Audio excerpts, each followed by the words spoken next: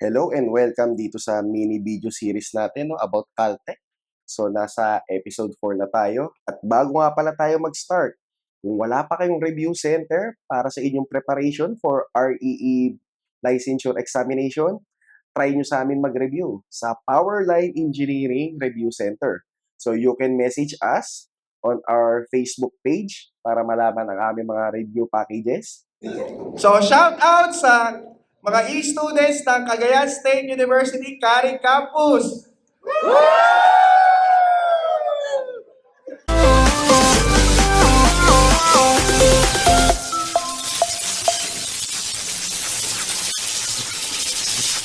So, nalaman natin nung episode 3, kapag merong phenomena, let's say sa electrical engineering or sa engineering economy, di ba, na kung saan yung relationship ng dalawang variable is pwede nating i-map out as a straight line, pwede natin siyang gamitan ng mode 3-2. Especially kapag gagawa tayo ng interpolation or extrapolation. So ngayon naman, yung gagawin nating Caltech is napaka-specific para dito sa topic ng resistance. Okay? Especially kapag maghahanap tayo ng temperature coefficient at any temperature. Okay, so discuss natin itong problem na to. So yan, may resistance tayo ng wire na meron siyang resistance of 126.48 ohms at 100 degrees Celsius at 100 ohms naman at 30 degrees Celsius. So determine the temperature coefficient of the wire at 0 degrees Celsius. So yung working equation natin dyan is equal sa R2 is equal sa R1, okay?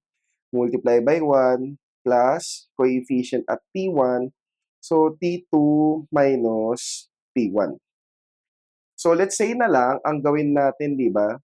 Ang T1 natin is at 100, ang T2 natin is at 30. So, kapag nag-shift solve tayo dyan, ang makukuha nating coefficient is at 100. Eh, ang kailangan natin is at 0. So, hindi siya tatalab. So, ngayon, kapag ipag-swap naman natin siya, ito si T2, ito lalabas si T1, okay? Tapos, ito yung R2, ito yung R1. So, kapag nag-shift solve tayo, yung makukuha nating coefficient is at 30 degrees Celsius. So, hindi basta gagana yung shift solve.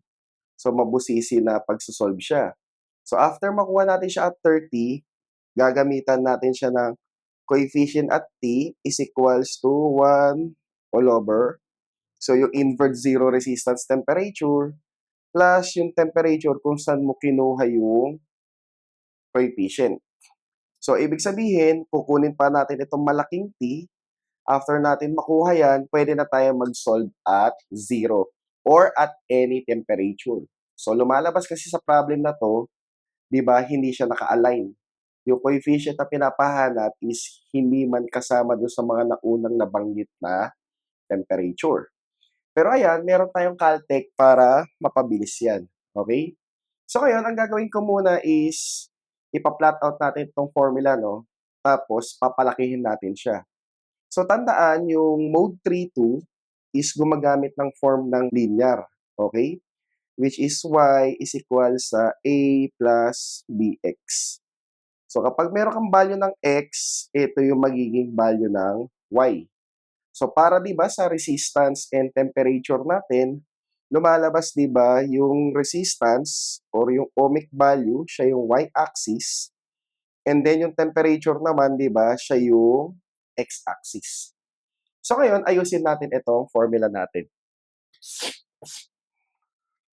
So, bali mangyayari, R2 is equals to R1, okay, plus R1, coefficient at T1, okay, tapos multiply by T2, minus R1, coefficient at T1, tapos yung T1 mismo. So ngayon, kapag nire-arrange na natin siya, so lalabas R2 is equals to R1, okay, minus R1, coefficient at T1, multiply by T1, okay, plus. So, R1, coefficient at T1, and then si T2. Okay?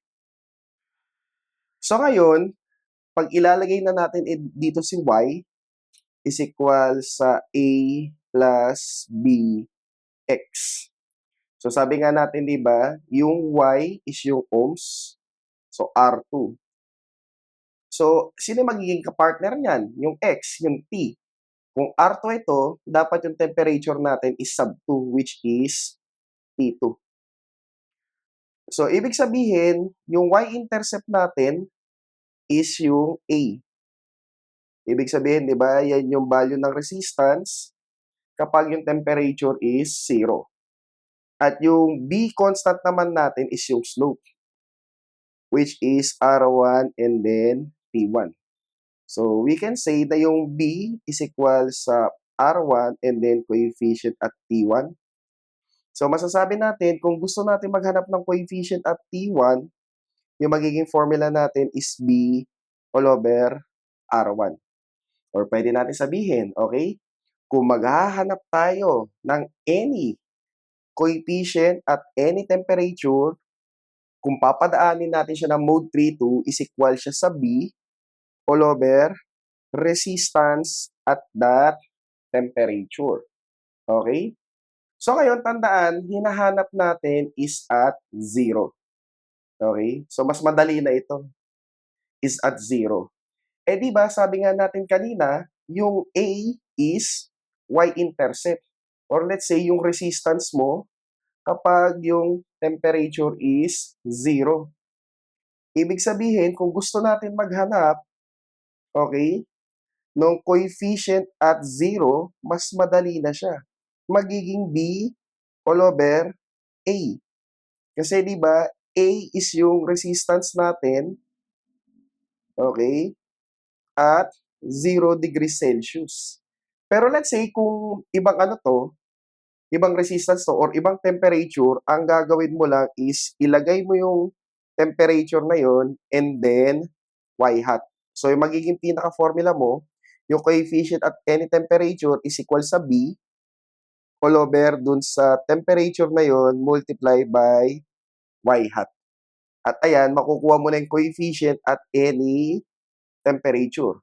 Basta tandaan, meron kang 2 points. At gagawin mo lang yun kapag meron kang 2 points and then yung pinapahanap na coefficient is hindi aligned dun sa any of those temperature. So ngayon, subukan na natin isolve itong problem na to. Okay? So ito na yung calculator natin. So ngayon, mode 3-2. So ilalagay na natin yung mga temperature natin. So let's say 126.48 at 100 degrees Celsius. So 100 degrees Celsius tapos 30. And then yung mga resistance nila is 126.48. Okay? And then yung isa naman is 100 ohms at 30 degrees Celsius. So since meron na tayong 2 points, pwede na tayo mag-press ng AC. At sabi nga natin, no, yung nagawa nating formula, yung coefficient at any temperature is B, okay, all over yung temperature and then y hat. Yun nga lang, ang dali niya dahil at 0. And kung at 0, pwede na natin gamitin yung A. So ngayon, solve na natin yan. So, apps, and then 8 for regression analysis, and then si BI number 2. So, apps 8, 2 para sa mga Canon calculator. So, divided by A. Kasi yung A, siya yung y-intercept, no? Or yung resistance natin kapag yung temperature is 0 degrees Celsius. So, apps 8, 1 si A.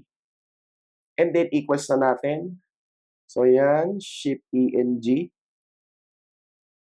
Shift ENG. So, yung sagot natin is 0.00426 per degree Celsius. Or let's say, si letter A. O, diba? So, ngayon, try nga natin ito, yung isa kong sinabi kanina. Yung B all over temperature and then yung y hat. So, tandaan, try natin, no? So, yan, bali, igrupo natin 0 and then ups, okay? 8 and then yung y hat natin is 5. So, ayan yung resistance natin at 0 degrees Celsius. O, diba? Same ng sagot. So, ayun, yung 0y hat is equals to A. Okay? So, ayan, bali nakagawa tayo ng formula para sa mga ganitong problem. Yun nga lang, tandaan, itong Caltech na 'to is napaka-specific lang dito sa topic na 'to.